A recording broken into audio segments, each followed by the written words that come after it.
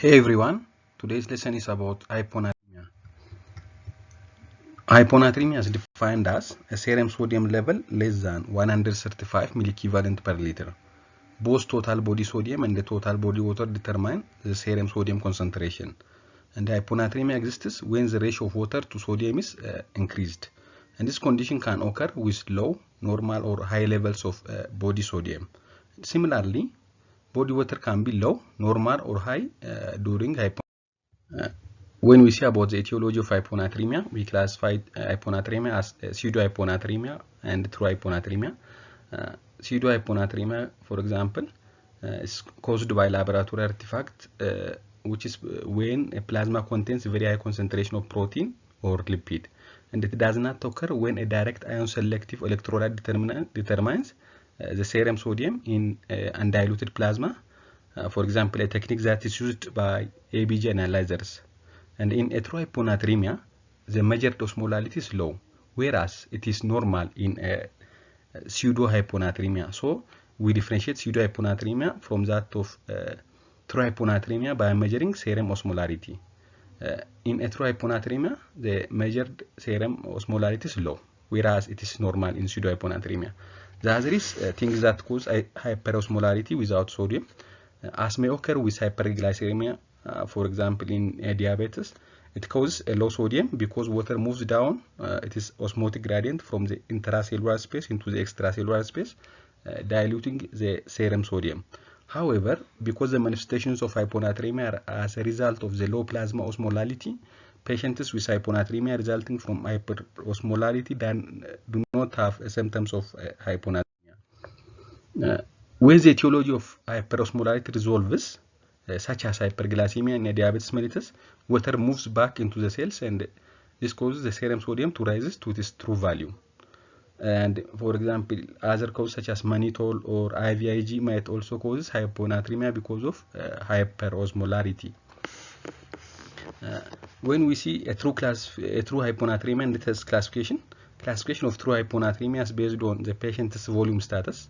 It is classified as hypovolemic, euvolemic, and hypervolemic hyponatremia. When we discuss each of them separately, the first one is hypovolemic hyponatremia.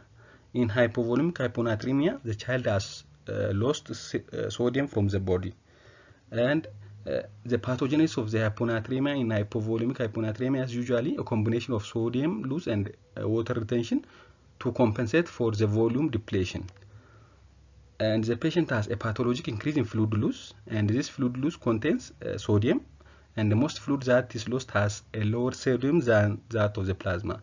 So there is a higher percentage of increment in fluid loss and the sodium loss, but this sodium loss is greater than that of fluid loss in hypovolemic hyponatremia.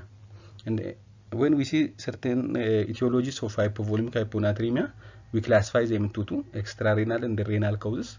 Extrarenal causes include diarrhea, vomiting, and sweating, burns, and the third space loss such as bowel obstruction, peritonitis, and sepsis.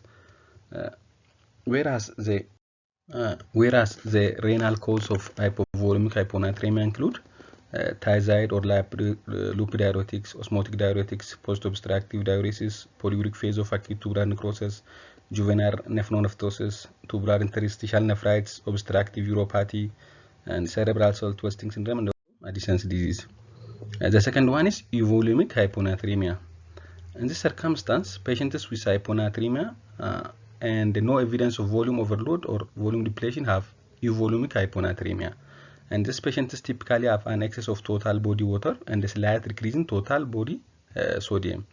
And so when we see certain examples that cause euvolemic hyponatremia, SIDH is one of them: desmopressin, acetate ingestion, glucocorticoid deficiency, hypothyroidism, antidepressant drugs, water intoxication, feeding infantis, excess water products, child abuse, psychogenic polydipsia, diluted formula, and also exercise-induced hyponatremia can cause hyponatremia. The third one is hypervolemic hyponatremia. In hypervolemic hyponatremia, there is an excess of total body water and the sodium, although the increase in water is greater than the increase in sodium. So there is hypervolemia with slight hyponatremia. And in most conditions that cause hypervolemic hyponatremia, there is a decrease in the effective blood volume resulting from third space fluid loss, vasodilation, or poor cardiac output. The regulatory system it senses a decrease in effective blood volume despite presence of fluid in the third space fluids, or due to vasodilation or poor cardiac output. The regulatory system senses a decrease in effective blood volume, and it attempts to retain water and sodium to correct the problem. And ADH or antidiuretic hormone causes renal water retention, and the kidney under the influence of aldosterone retains sodium. And sodium concentration decreases because water intake exceeds sodium intake, and ADH prevents the normal loss of excess water. When we see certain examples of hypervolemic hyponatremia, heart failure, cirrhosis, nephrotic syndrome, acute or chronic kidney injury, capillary leak caused by sepsis, hypoalbuminemia caused by GI loss, such as protein neuropathy, can cause hypervolemic hyponatremia. When we see clinical manifestations of hyponatremia causes a decrease in the osmolality of the extracellular space.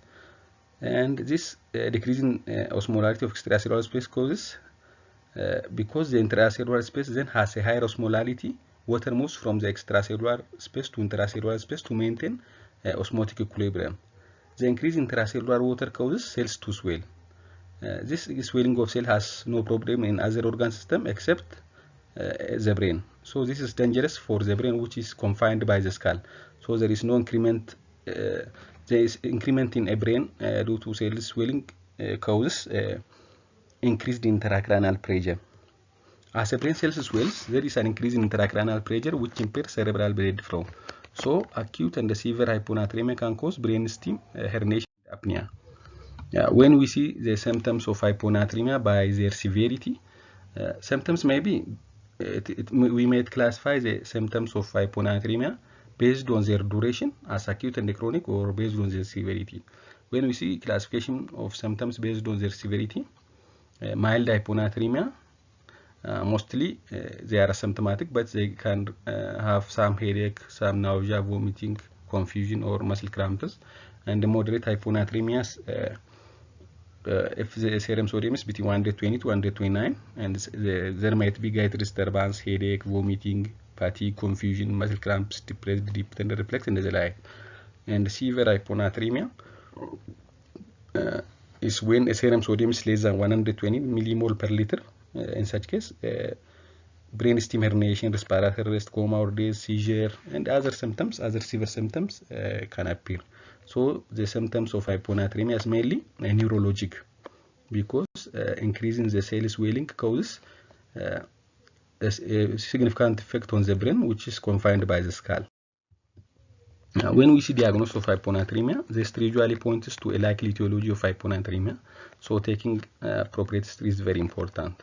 Most patients with hyponatremia have history of volume depletion. For example, mainly diarrhea and diuretic use are a common cause of hyponatremia in children.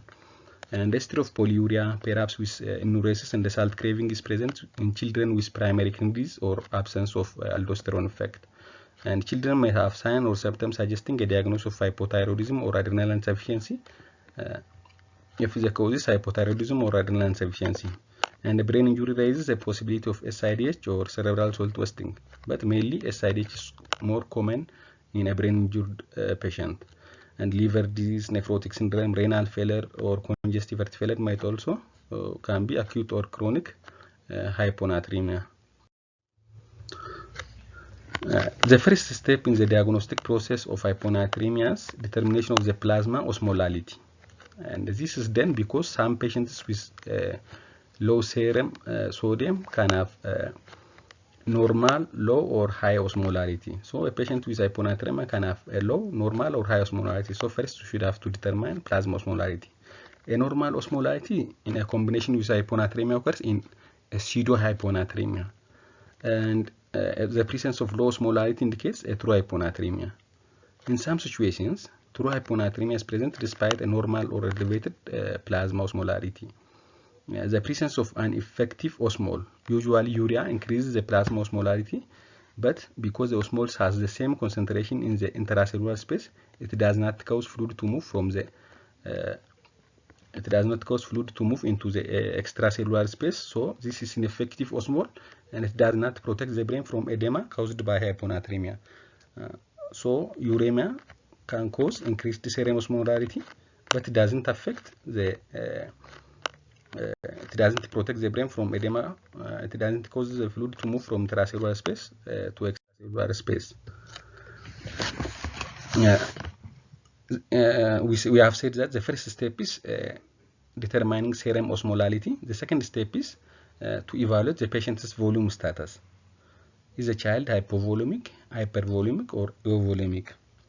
Hypervolemia can be due to different causes, and edematous, they are edematous, they might have fasciitis, they might have pulmonary edema, pleural effusion, or hypertension.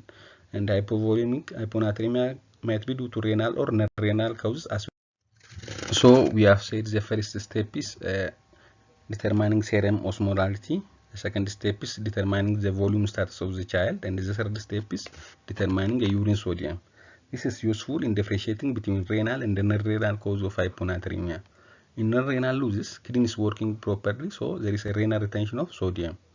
And in renal causes, kidney is not working appropriately, so there is a urine sodium greater than 20 milliequivalent per liter, reflecting the defect in renal sodium retention. When we came to the treatment of hyponatremia, treatment decision is based on severity and the symptoms of hyponatremia, and also onset of hyponatremia, underlying cause, and the rate of correction and overcorrection. Despite the different types of hyponatremia and based on their severity and duration, always judicious monitoring is very important, and the avoidance of quick normalization of serum sodium, which might predispose for central pontine myelinolysis, should be avoided by slowly correcting serum sodium. And our aim is not to correct more than 10 milliequivalent per liter in 24 hours. If the child is symptomatic, or if the child is having encephalopathy or seizure from hyponatremia, bolus of hypertonic saline to produce a small rapid increase in serum sodium is needed. So we should have to give 3% sodium chloride in a severe symptomatic hyponatremia. So each ml per kg of 3% sodium chloride increases sodium by 1 milliequivalent per liter. And the child with active symptoms often improves after receiving 4 to 6 ml per kg of 3% sodium chloride, or after incrementing by 4 to 6 milliequivalent per liter. And 4 to 6 ml per kg over half to 1 hour should have to be given. And the less severe symptoms, we can give 3% sodium chloride at a rate of 1 to 2 ml per kg per hour, with a goal to increase serum sodium up to 2 milliequivalent per liter per hour, or 10 to 12 milliequivalent per liter in 24 hours. And acute symptomatic seizure, so we should have to give 3% NS, and we should have to correct not more than 2 milliequivalent per liter per hour. And our target is in 24 hours not to correct more than 12 to 50 milliequivalent per hour per liter. And chronic symptomatic hyponatremia, which is hyponatremia that stays for more than 48 hours or unknown duration, we should have to give we should have to correct not more than 1.5 milliequivalent per liter per hour because of the risk of central pontine myelinolysis, and the maximum limit of 10 to 12 milliequivalent per liter for the first 24 hours. And our goal is to reduce in those patients with high risk of developing central pontine myelinolysis.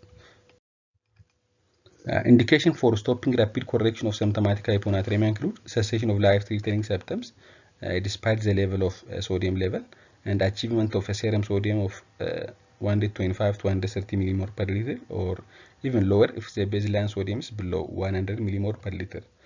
And long-term management of hyponatremia is initiated in this case. As I've said, rapid correction of hyponatremia may cause central pontine myelinolysis, and this is characterized by neurological symptoms such as confusion, agitation, flaccid or spastic quadriparesis, and even daze. And the characteristic pathologic and radiologic changes is in the brain, especially in pons. And this is more common in chronic hyponatremia. And this is due to adaptation of brain cells to hyponatremia in a chronic hyponatremia or hyponatremia that lasts for more than 48 hours. And reduced intracellular osmolarity causes adaptive mechanisms, and this makes the brain cells susceptible to dehydration during rapid correction of hyponatremia. And the risk factors for osmotic demyelination syndrome or central pontimyelitis include, as we have said, chronic hyponatremia and also severe hyponatremia, that is serum sodium less than 105 millicurie per liter, and also presence of hypokalemia, alcoholism, malnutrition, and the liver cirrhosis. The other issue in treating hyponatremia in hypovolemic child.